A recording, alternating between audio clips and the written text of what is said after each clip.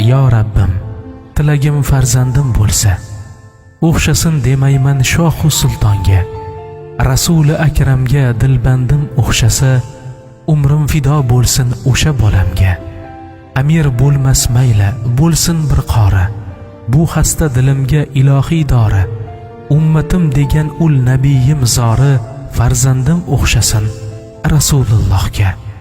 Masjidda yangrasin o'g'lim ovozi, shayxlarni yig'latsin bulbul navosi.